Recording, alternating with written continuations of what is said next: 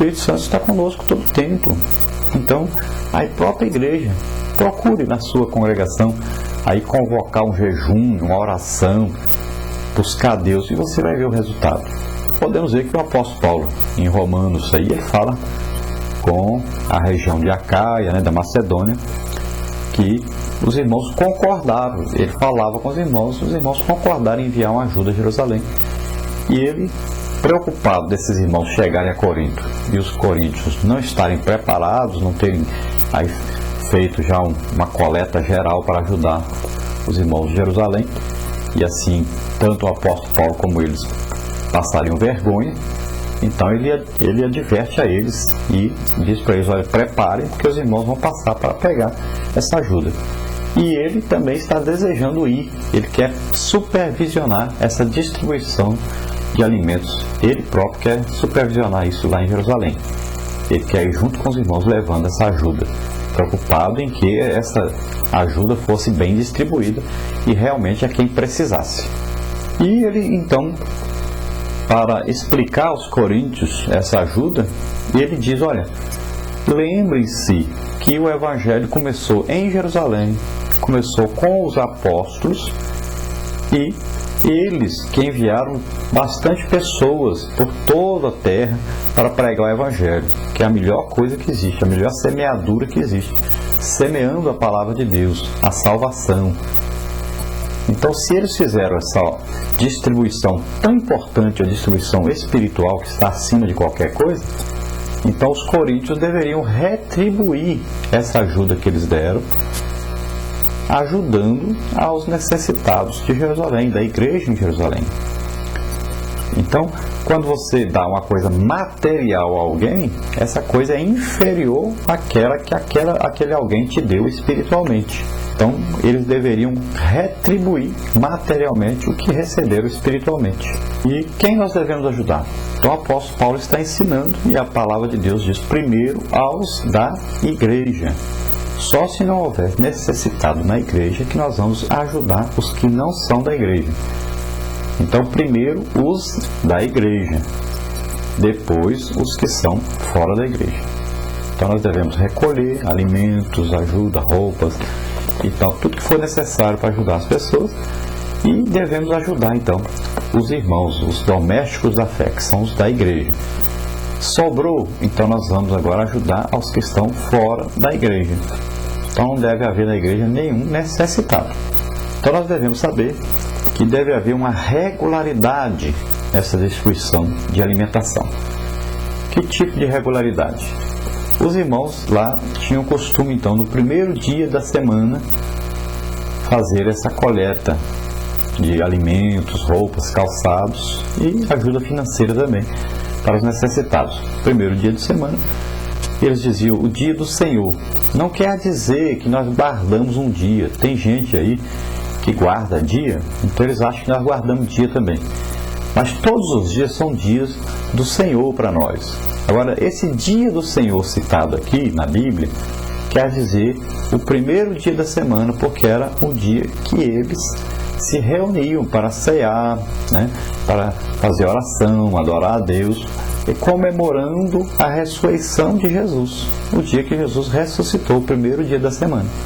Então os irmãos ali, no primeiro dia de semana, todos traziam ajuda para os necessitados. Então essa contribuição é uma contribuição individual. As crianças também devem ser ensinadas a contribuir. Então você, por exemplo, pode pegar aí: meu filho leva um sabonete para ajudar a dar lá na contribuição da igreja. O outro: meu filho leva aqui um pacotinho de lã de aço, meu filho leva aqui um pacotinho de farinha. O outro: leva 1 quilo de feijão. Então as crianças devem ser ensinadas.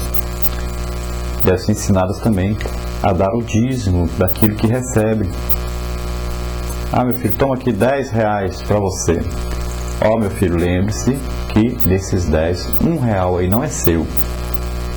Então leve à secretaria da igreja, é o dízimo.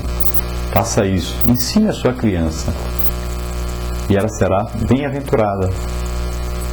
Toda vez que ela plantar, Deus vai dar para ela o retorno, e isso será importante. para o seu futuro. Então ensine a sua criança e você pratique também. A contribuição é individual, cada pessoa deve fazer. Essa contribuição, ela não é feita só pelos ricos, mas todas as pessoas devem ajudar. Quando muitos ajudam, então se tem bastante. Mas quando poucos ajudam com muito, sempre se tem pouco. É melhor que todos ajudem. Isso também traz uma união, traz também uma confraternização entre os irmãos, quando todos contribuem. E a contribuição é conforme o que cada um ganha. Então, não quer dizer que agora aquele que ganha bem pouquinho vai dar muito. Não. Aquele que ganha pouquinho, dá pouquinho. Que ganha muito, dá muito. Muitos irmãos começaram dando pouquinho, Deus foi prosperando. Agora eles estão ricos aí, talvez, ou talvez a palavra rico seja ruim. Então vamos ver aí que sejam abastados, né? Tenham muito agora. Mas eles continuam dando pouquinho. Aumente a sua contribuição. À medida que Deus vai lhe dando mais, você vai aumentando a sua contribuição. Não fique sempre na mesma. Tem muito comerciante que começa aí ofertando tanto e por exemplo, ele dá aí uns R$100 por mês. E aí vai ficando melhor de situação e continua dando R$100 por mês. Cada vez que você melhora, você deve melhorar a sua contribuição. É plantando que se colhe. Quanto mais planta, mais colhe. É assim que funciona. E nessa distribuição dessa ajuda, deve ter um critério rigoroso, deve a liderança fiscalizar a distribuição dessas coisas. Tem que ser distribuído para quem realmente necessita, não pode ser assim de qualquer maneira. E essa pessoa que faz a distribuição tem que ser uma pessoa realmente muito fiel, e o pastor deve ser muito fiel nessas coisas, tomar muito cuidado com isso. Então a nossa revista conta a história aí do semear em abundância e conta a história de dois fazendeiros. Um fazendeiro que plantava e sua terra sempre produzia pouco. E ele olhava para o vizinho e o vizinho sempre produzia muito. A quantidade de terra era a mesma, a qualidade da terra era a mesma. Porque o vizinho sempre colhia muito e ele colhia pouco. Então ele foi visitar o vizinho e foi ver o que acontecia. E ele descobriu então é porque o vizinho semeava muito mais do que ele. Por isso ele colhia muito mais. E assim também é a nossa vida nessa parte de ajudar os necessitados. Quanto mais você semeia, mais você colhe. Então sempre lembrando que a contribuição deve ser feita com alegria. Cuidado com isso. Não contribua reclamando, chorando. Não contribua triste, mas sempre com alegria, com prazer. Ficando satisfeito de poder fazer alguma coisa pelos pobres, pelos necessitados.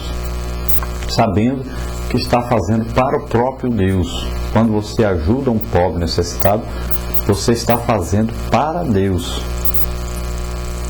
E você de maneira nenhuma perderá o seu galardão. Pode ter certeza disso. Mas não faça para receber.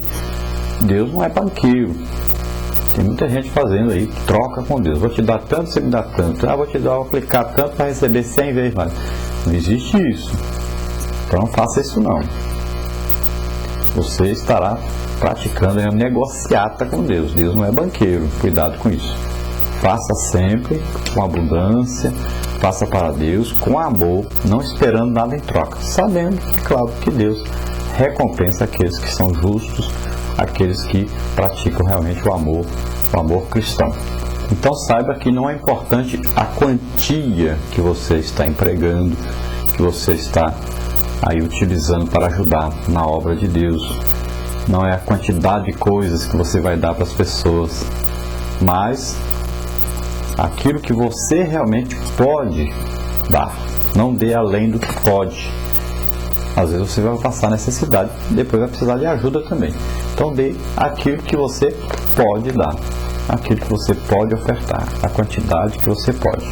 E cuidado com os apelos emocionais. Às vezes tem pessoas por aí que começam a pedir lá no microfone e tal, e você se emociona e acaba dando uma coisa que não podia dar, acaba dando a mais do que podia, depois vai passar aperto por isso. Então não faça isso, senão você depois vai ficar dando com tristeza, né? A emoção não deve sobrepujar a parte espiritual. Então tome cuidado, quem governa as nossas emoções deve ser o Espírito Santo, não a carne. E a nossa contribuição deve ser sempre feita, então, confiando no Senhor e sempre de acordo com a vontade do Senhor e sempre fazemos por amor. A motivação é o amor de Deus em nós. Então devemos saber que até a nossa própria vida ela tem um fim.